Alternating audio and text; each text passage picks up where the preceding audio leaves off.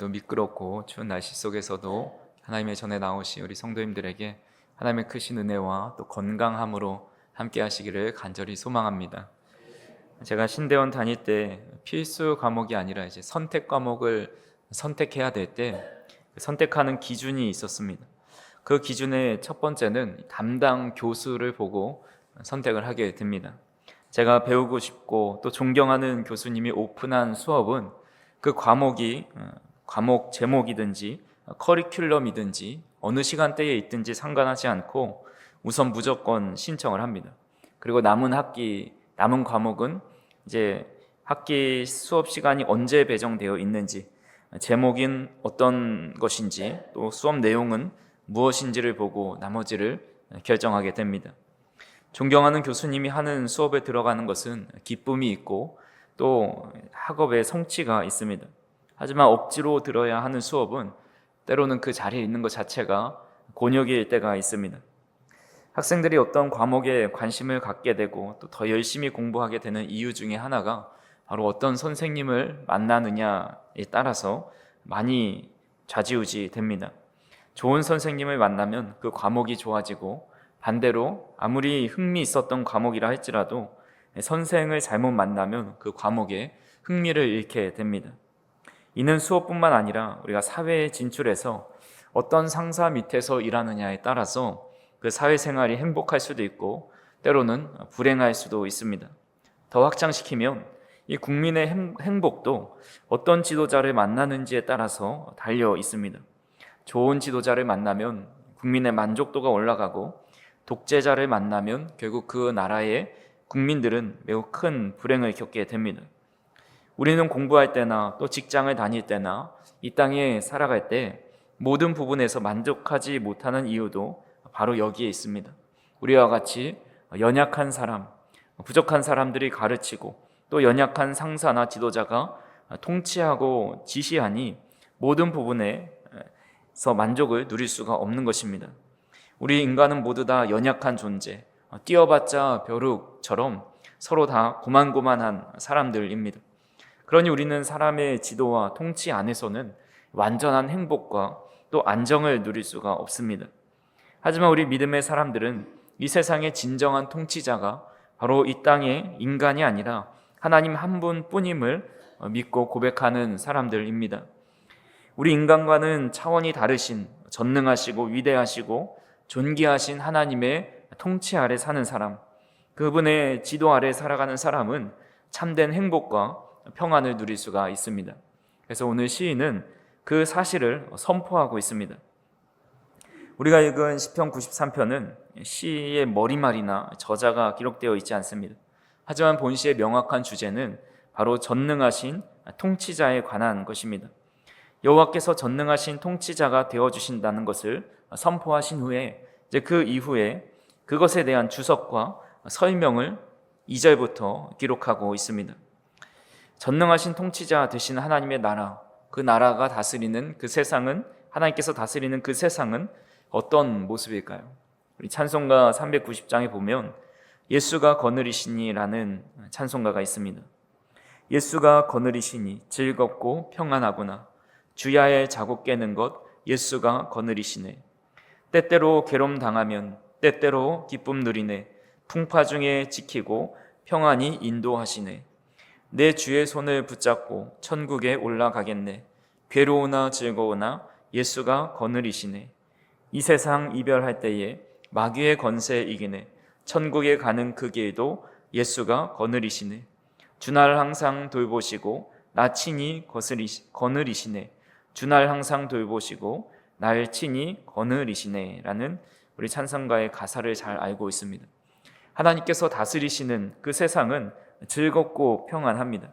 세상에 때론 괴롭당하고 힘든 일 당할 때에 하나님의 다스리심을 받으며 살아가면 내 마음에 기쁨과 평안이 있고 사단 권세와 싸워서 승리할 수 있습니다. 하나님께서 다스리시기 전의 세상과 하나님께서 다스리신 후의 세상은 완전히 다른 세상입니다. 창세기 1장에 보면 하나님이 세상을 창조하시기 전에 모습을 이렇게 묘사합니다. 1장 2절에 땅이 혼돈하고 공허하며 흑암이 깊음 위에 있고 하나님의 영은 수면 위에 운행하시니라 라고 말씀합니다. 하나님께서 통치를 시작하시기 전 이 땅은 혼돈이 있었고 공허했고 흑암만 존재했습니다. 정리가 되어 있지 않고 모든 것이 무질서했다라는 것이죠. 하지만 하나님이 통치하시자 세상 만물에 질서가 잡히게 됩니다. 자연이 정해진 섭리에 따라서 움직이고 해가 뜨고 지고 또 동물과 식물들이 세상의 법칙대로 살아갑니다. 세상은 안정되게 운행되기 시작합니다.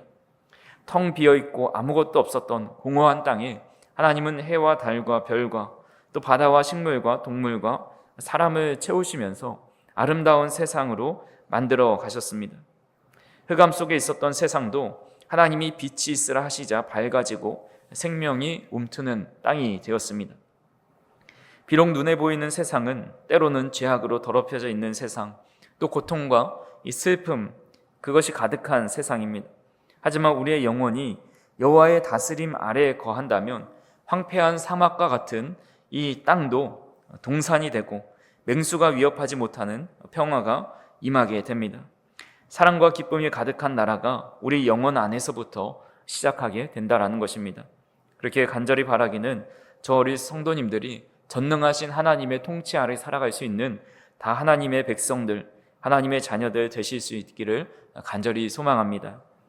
그렇다면 우리는 어떻게 여호와의 다스리심을 받으며 살아갈 수 있을까요? 첫 번째로 하나님의 권위에 순종해야 합니다. 오늘 본문 1절을 다시 한번 읽어보겠습니다. 여호와께서 다스리시니 스스로 권위를 입으셨도다. 여호와께서 능력의 옷을 입으시며 띠를 띠셨으므로 세계도 견고히 서서 흔들리지 아니하는도다. 아멘. 보통 이 권위라는 말은 남을 지휘하거나 통치하는 것을 말합니다. 그래서 특정 분야에서 사회적으로 인정을 받아서 영향력을 행사할 수 있는 그런 힘을 의미하죠. 그런데 세상의 모든 권위는 스스로 생겨날 수가 없습니다. 누군가로부터 다 부여받은 것입니다. 어떤 사람이 왕위에 오른 것은 선왕으로부터 그 왕위를 받은 권위입니다. 국가의 장관급 직책에 오르기 위해서는 그 직책보다 더 큰 대통령으로부터 그 권위를 부여받습니다. 대통령이 한 나라의 최고의 권위를 가진 것 같지만 사실 한 나라의 대통령 위에 있는 것이 바로 국민입니다. 이 헌법상으로 권력의 주체는 국민이며 대통령을 포함한 모든 공직자는 국민의 위임을 받아 권력을 행사하고 국민을 위해 봉사할 의무가 있다라고 말하고 있습니다. 세상의 어떤 권위도 스스로 생겨나지 않습니다. 누군가로부터 받고 부여된 것입니다. 또한 본문에 보면 권위를 입었다라는 표현을 사용합니다. 이것은 옷을 입었다라는 표현을 사용한 것이죠. 근데 우리가 옷을 입는 것은 영원히 입을 수 있는 옷은 없습니다. 옷은 헤어지기 쉽고 일시적으로 잠시 동안만 입고 또 벗게 됩니다. 우리가 아무리 값비싼 명품 옷을 두르고 있다 할지라도 그 옷을 24시간 365일 입고 있는 사람은 없습니다. 밖에서 입다가 집에 돌아와서는 집에서 편한 옷으로 갈아입습니다. 입다가 지워지지 않는 것을 이제 옷에 묻게 되면 때로는 구멍이 나게 되면 그 옷을 아예 입지 않게 됩니다. 세상의 권위는 이와 같아서 어떤 권위도 영원할 수 없다라는 것이죠.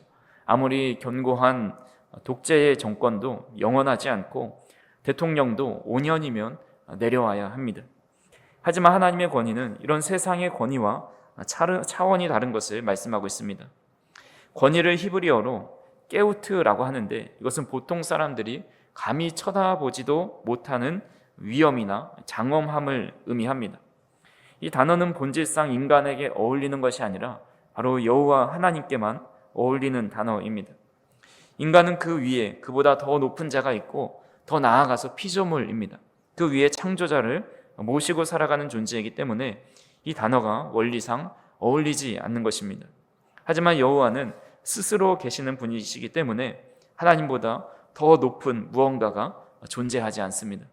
그렇게 이 단어는 하나님께만 독점적으로 사용해야 마땅한 단어입니다. 또한 하나님이 입으신 권위의 옷은 영원히 헤어지지 않습니다. 2절에 보니까 주의 보좌는 예로부터 견고히 섰으며 주는 영원부터 계셨나이다 라고 말씀하고 있습니다. 주의 권위의 왕자는 태초부터 견고히 서 있었고 영원부터 존재했다라고 말씀합니다. 영원부터 존재했다는 것은 영원까지 변하지 않고 존재한다라는 의미입니다.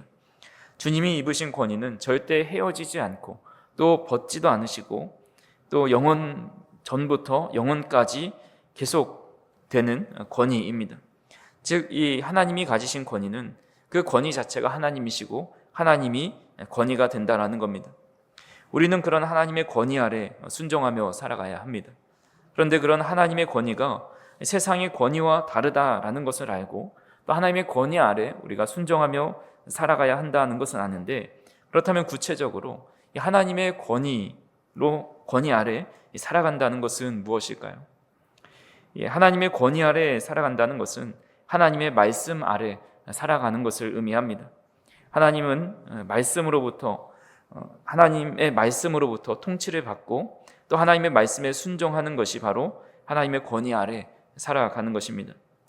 성경을 보면 하나님의 권위와 또 하나님의 말씀이 분리되지 않는 것을 보게 됩니다. 하나님이 말씀하시면 그것이 곧 법이고 현실이 됩니다. 디모데후서 3장 16절에 보면 모든 성경은 하나님의 감동으로 되어 있다라고 말씀하고 있습니다. 여기서 감동이라는 것은 원어적으로 하나님이 숨을 불어 넣으셨다라는 뜻입니다. 그러니까 성경이 바로 하나님의 호흡, 하나님의 생명과 같은 격이 된다라는 것입니다. 또 베드로후서 1장 21절에 이렇게 말씀합니다. 같이 한번 읽어보겠습니다. 예언은 언제든지 사람의 뜻으로 낸 것이 아니요 오직 성령의 감동하심을 받은 사람들이 하나님께 받아 말한 것임이라. 아멘. 성경의 기자가 단순히 자신의 생각을 기록한 것이 아니라 하나님의 뜻을 받아 적은 대필자와 같다라는 것입니다. 우리 과거의 그 사극 같은 것을 보면 대사들이 어명이요라는 말을 합니다. 그 어명이요라고 외친 신하가 찾아오게 되면 아무리 그 고을의 최고의 지도자라 할지라도 그 찾아온 사람이 자신보다 직책이 낮다 할지라도 그 왕의 조서 앞에 무릎을 꿇고 그 어명을 받아야 합니다. 이처럼 하나님의 기록된 이 말씀은 하나님과 동등한 권위를 갖게 된다라는 겁니다. 또한 성경은 하나님과 말씀을 별개의 존재로 두지 않고 본질적으로 하나로 보고 있습니다. 요한복음 1장 1절의 말씀 같이 한번 읽어보겠습니다. 태초에 말씀이 계시니라. 이 말씀이 하나님과 함께 계셨으니 이 말씀은 곧 하나님이시니라. 아멘. 하나님의 말씀 자체가 곧 하나님의 본체, 하나님과 분리될 수 없는 그런 권위를 가졌다라고 성경은 직접적으로 말씀하고 있습니다. 히브리서 4장 12절에서도 하나님의 말씀은 살아있고 활력이 있다라고 말씀합니다. 세상의 글은 다 죽어있는 글이지만 하나님의 말씀은 살아있어서 인격체처럼 행동하시고 사람의 마음을 감찰하십니다. 이 말씀이 곧 살아계신 하나님의 현존이 됨을 의미하고 있습니다. 그렇게 우리는 하나님의 말씀인 성경이 곧 하나님이고 하나님의 말씀이 곧 하나님의 권위임을 믿고 그 권위 아래 순종하며 살아가야 한다라는 것입니다. 이것이 전능하신 하나님의 통치를 받으며 살아가는 것입니다. 간절히 바라기는 저 우리 성도인들이 하나님의 말씀의 권위 아래 순복하며 살아갈 수 있기를 간절히 소망합니다. 두 번째로 하나님의 능력을 힘입어 살아가야 한다 말씀하고 있습니다. 오늘 본문 1절을 다시 한번 보시면 여호와께서 능력의 옷을 입으시며 띠를 띠셨으므로 라고 말씀하고 있습니다. 하나님은 단순히 높은 보좌에 앉으셔서 명령만 내리시는 분이 아니라 이 본문에 보니까 능력의 옷을 입으셨고 띠를 띠셨다라고 말씀하고 있습니다. 고대 근동의 문화에서 허리에 띠를 띈다는 것은 일할 준비가 되었다라는 의미입니다. 전쟁에 나갈 강력한 힘을 갖추었다라는 뜻이 되기도 합니다. 즉 하나님은 권위만 가지신 분이 아니라 그 권위를 집행하고 직접 행할 수 있는 그런 능력을 겸비하신 분이다라는 말씀입니다. 권위는 일종의 영향력이라고 할 수가 있습니다. 누군가 권위 아래 있다는 것은 그 권위자의 지대한 영향을 받는다는 뜻입니다. 근데 우리가 살아가는 세상은 그렇게 권위와 능력을 함께 겸비한 사람이 많지 않다라는 것을 보게 됩니다. 어떤 사람이 높은 직책에 오르게 되면 그 아래 수많은 부하 직원을 거느리게 됩니다. 결제 도장을 찍을 권한도 있고 명령할 위치에 있기도 합니다. 하지만 정작 위기가 닥쳤을 때에 문제를 해결할 실력이 없고 또 조직을 보호할 힘이 없다면 그 피해는 고스란히 그 아랫사람들의 몫이 되게 됩니다. 능력이 뒷받침되지 않은 권위는 결국 빛 좋은 개살구에 불과합니다. 겉모양은 그럴듯해 보지만 속은 텅 비어있고 위기를 만날 때에 아무런 힘도 발휘할 수 없게 됩니다. 그러다 보니까 결국 시간이 지날수록 사람들은 그 권위를 비웃게 되고 결국 그 권위는 땅에 떨어져 아무도 인정해주지 않는 그런 초라한 것이 되고 맙니다. 이것이 바로 능력 없는 권위라고 할 수가 있습니다. 그런데 우리 하나님은 다르다라는 것이죠. 우리 하나님은 세상의 어떤 왕이나 통치자와 비교할 수 없을 정도로 아주 높은 권위를 가지셨을 뿐만 아니라 그에 합당한 그 이상을 뛰어넘는 무한한 능력을 가지고 계십니다. 하나님은 말씀하신 것을 반드시 이루시는 분이시고 약속하신 것을 성취할 능력도 있으신 분입니다. 그분의 권위가 법적 효력이라고 한다면 그분의 능력이 바로 법을 현실로 만드는 집행을 할 수 있는 능력이라 할 수가 있습니다. 그 하나님의 능력이 얼마나 큰지 3절에서 4절에 이렇게 말씀하고 있습니다. 같이 한번 읽어보겠습니다. 여호와여, 큰 물이 소리를 높였고 큰 물이 그 소리를 높였으니 큰 물이 그 물결을 높이나이다. 높이 계신 여호와의 능력은 많은 물소리와 바다의 큰 파도보다 크니이다. 아멘. 여기서 보면 비슷한 표현들이 많이 나옵니다. 큰 물, 또 많은 물소리, 바다의 큰 파도, 이런 것들은 성경 문학에서 바다와 이런 큰 물 같은 것은 하나님을 대적하는 혼돈의 세력, 또 통제 불가능한 재난이나 우리를 삼킬 듯 덤벼드는 인생의 거대한 이런 시련을 말합니다. 3절에 보시면 큰 물이 소리를 높였고 또 높였고 물결을 높인다라는 삼중으로 강조해서 표현하고 있습니다. 이것은 우리가 겪는 인생의 고난이 얼마나 집요하고 또 위협적인지를 알려줍니다. 마치 성난 파도가 쉴 새 없이 몰아치듯이 경제적인 위기와 또 관계의 깨어짐, 건강의 악화, 또 미래에 대한 두려움과 이런 여러 가지들이 굉음을 내면서 우리의 영혼을 덮쳐오는 그런 상황이라 할 수가 있습니다. 이 소리가 얼마나 큰지 우리의 귀가 먹먹해지고 두려움에 압도되어서 아무것도 할 수가 없을 것 같아 보입니다. 세상의 힘은 실제로 거대해 보이고 그 앞에 인간인 우리, 성도인 우리는 너무나 작고 초라해 보일 때가 있습니다. 그럴 때 어떻게 해야 되는지 4절에 보니까 시인은 그 압도적인 파도 소리 앞에서 절망하는 대신에 눈을 들어서 높이 계신 여호와라고 고백하고 있습니다. 그리고 선포하기를 높이 계신 여호와여, 능력은 많은 물소리와 바다의 큰 파도보다 크니이다 라고 고백을 하고 있습니다. 아무리 파도가 높이 일렁인다 할지라도 그 파도를 만드시고 다스리시는 하나님은 더 높은 곳에 계시다라는 겁니다. 파도 소리가 아무리 커서 우리를 공포 가운데 몰아넣어도 그 파도를 잠잠케 하시는 그 주님의 말씀의 권위가 더 큼을 고백하고 있습니다. 바다의 큰 파도보다 주님이 더 크십니다라는 고백은 단순한 비교급이 아니라 차원이 다른 크다라는 것을 의미합니다. 예수님께서 제자들과 함께 갈릴리 바다에서 배를 타고 가셨을 때에 큰 풍랑이 일어납니다. 그때 말씀 한마디로 잠잠하라, 고요하라 말씀하시니까 그때 갈릴리 바다가 즉시로 순종했던 사건을 우리는 기억하고 있습니다. 그 사건이 바로 오늘 시편 93편의 실체입니다. 바다가 아무리 사납게 날뛰고 배를 뒤집어 놓을 것 같은 큰 파도가 일렁인다 할지라도 하나님께서 말씀 한마디를 선포하시면 그 물은 아무리 거센 파도다 할지라도 우리의 인생의 항해의 배를 뒤집어 놓을 수 없게 된다라는 것입니다. 그렇다면 구체적으로 하나님의 능력을 힘입어서 살아간다는 것은 어떤 의미일까요? 오늘 새벽에도 잠시 말씀을 나눴지만 모세를 한번 생각해 보십시오. 모세는 하나님의 지팡이를 손에 잡고 애굽을 향해 갔습니다. 그는 그 지팡이 하나로 애굽에 10가지 재앙을 내렸고 가로막힌 홍해를 갈랐고 또 물 한 방울 없는 그런 척박한 광야에서 물을 내게 했습니다. 또한 아말렉과 같은 대적을 만났을 때에 이 승리의 깃발을 꽂게 되는 그 승리의 지팡이였습니다. 우리가 계속해서 살펴보고 있듯이 인간 모세는 참으로 연약한 사람입니다. 성경 인물 중에 모세처럼 하나님의 부르심에 지속적으로 이렇게 많이 끈질기게 거절한 사람도 없습니다. 그는 자신의 연약함과 부족함을 바라보면서 계속해서 하나님의 부르심 앞에 거절합니다. 하나님께서는 무려 5번이나 그를 설득하시면서 그를 이스라엘의 지도자로 삼습니다. 그가 이토록 연약하고 주저하던 그가 어떻게 이스라엘을 이끄는 위대한 지도자가 되어 놀라운 기적을 행할 수 있었을까? 그 능력의 원천이 바로 모세 자신에게서 나온 것이 아님을 알게 됩니다. 바로 그가 손에 쥐고 있었던 하나님의 지팡이를 통해서 하나님의 능력이 나타난 것입니다. 이 지팡이는 단순한 나무 막대기가 아니었습니다.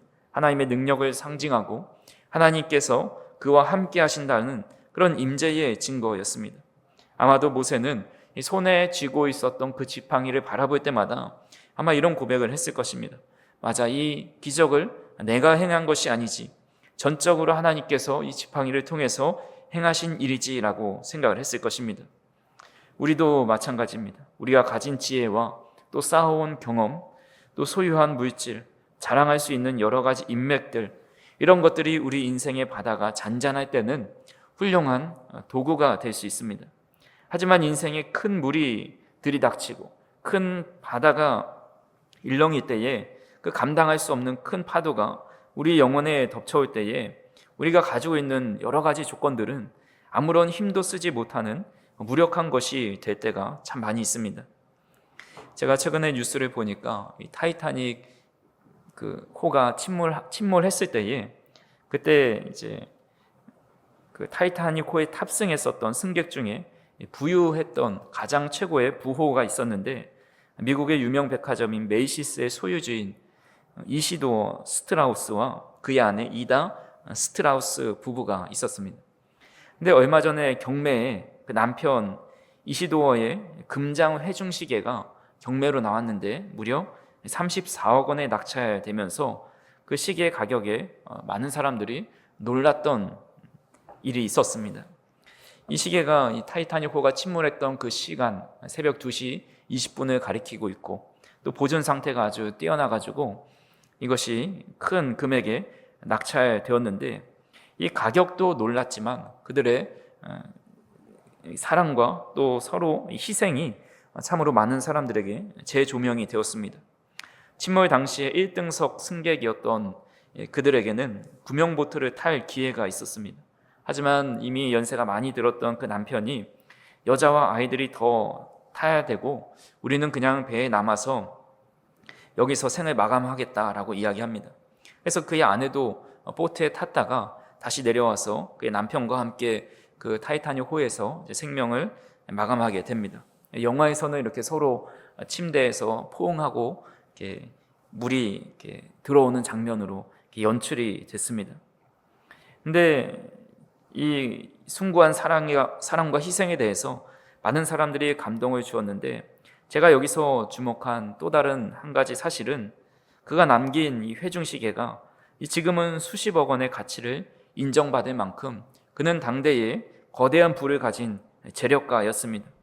하지만 그가 평생 모은 이 막대한 재산도 또 사회적인 높은 지위도 거칠게 일렁이는 그 바다의 큰 파도 앞에서는 그들의 생명을 지켜줄 수 있는 능력이 되지 못했다라는 것입니다. 인간의 부와 힘은 큰 물 앞에서는 이토록 허망하고 때로는 헛되다라고 할 수가 있습니다. 그렇게 저 우리 성도님들이 인생의 결정적인 위기와 또 삶 속에서 우리를 지켜주는 것은 내 손 안에 있는 금시계나 또 재력이나 재능이나 여러 가지 환경이 아니라 하나님이 지어주신 지팡이임을 우리는 깨달아야 한다라는 것입니다. 그래서 하나님의 능력의 지팡이를 우리가 손에 쥐고 살아갈 때에 우리의 인생에 아무리 큰 파도와 큰 물결이 또 큰 소리로 우리에게 달려온다 할지라도 그 물이 하나님의 손에 붙들린 사람, 하나님의 통치 아래 있는 사람, 하나님의 능력을 힘입고 살아가는 사람은 그 물결이 우리를 상하게도 또 침범하지도 못하게 됨을 믿으실 수 있기를 간절히 소망합니다. 그렇게 저 우리 성도님들이 이런 말씀의 권위의 능력을 힘입고 권위와 하나님의 능력을 힘입고 살아갈 때에 어떻게 되는지 1절 말씀 마지막 부분을 이렇게 말씀하고 있습니다. 여호와께서 다스리시니 스스로 권위를 입으셨도다. 여호와께서 능력의 옷을 입으시며 띠를 띠셨으므로 세계도 견고히 서서 흔들리지 아니하는도다 라고 말씀합니다. 하나님의 말씀의 권위와 하나님의 능력을 힘입고 살아가는 사람, 하나님의 통치를 받으며 살아가는 사람은 견고히 서서 흔들리지 않는다라고 말씀하고 있습니다. 그렇게 간절히 바라기는 저 어린 성도님들이 하나님의 말씀에 권위에 순종하고 성령의 능력을 힘입어 살아감을 통해서 견고히 서서 흔들리지 않는 삶이 될 수 있기를 간절히 소망합니다. 우리 삶의 큰 파도도 하나님을 넘지 못하고 하나님이 높이 계셔서 어떤 높이의 파도도 하나님께 닿을 수 없다라는 사실을 기억하면서 만왕의 왕이시고 위대하신 그런 하나님의 통치 아래 살아가서 어떤 것도 우리를 침놓지 못하고 늘 감사와 평안함 속에 살아가는 저 우리 성도님들이 되기를 간절히 소망합니다. 전능하신 아버지 하나님 아버지, 오늘 말씀을 통해서 주께서 권위와 능력의 옷을 입으시고 또 세상을 흔들리지 않게 세우는 분이심을 시편을 통해 다시 한번 바라볼 수 있도록 인도하여 주시니 감사를 드립니다. 우리가 사람의 권위를 의지하지 않게 하시고 하나님의 말씀의 권위 아래 살아갈 수 있도록 인도하여 주시옵소서. 우리의 지혜와 힘이 아니라 주께서 주시는 능력으로 하루하루 주님의 손 붙잡고 살아갈 수 있도록 인도하여 주시옵소서. 인생의 큰 물이 소리를 높일 때에도 바다의 큰 파도가 우리를 덮치려 할 때도 하나님께서 잠잠하라 고요하라 말씀하셔서 그 어떤 소리도 잠잠해지고 어떤 파도도 잠잠해져서 하나님의 소리만 더 뚜렷이 들릴 수 있도록 인도하여 주시고 하나님만 더 바라볼 수 있도록 은혜를 베풀어 주시옵소서. 오늘도 우리 손에 하나님의 지팡이를 쥐어주셔서 성령의 능력을 힘입고 살아갈 수 있도록 인도하여 주시고 우리가 해결할 수 없는 여러 일렁이는 파도들이 하나님의 능력으로 해결되고 순적하게 인도함 받을 수 있도록 인도하여 주시옵소서. 우리가 눈물을 흘리며 기도하는 모든 기도의 제목들이 하나님 안에서 선하게 응답될 수 있도록 인도하여 주시고 모든 문제들은 잠잠하고 고요해질 수 있도록 인도하여 주시옵소서. 오늘도 이 늦은 시간까지 추운 날씨 속에서도 하나님 앞에 나와 예배하는 주님의 거룩한 자녀들에게 하나님의 크신 은혜와 사랑으로 덧입혀 주시고 정말 풍성한 은혜와 주님께서 주시는 참된 기쁨이 우리 삶의 풍성이 채워질 수 있도록 인도하여 주시옵소서. 감사를 드리며 예수님의 이름으로 기도하옵나이다. 아멘.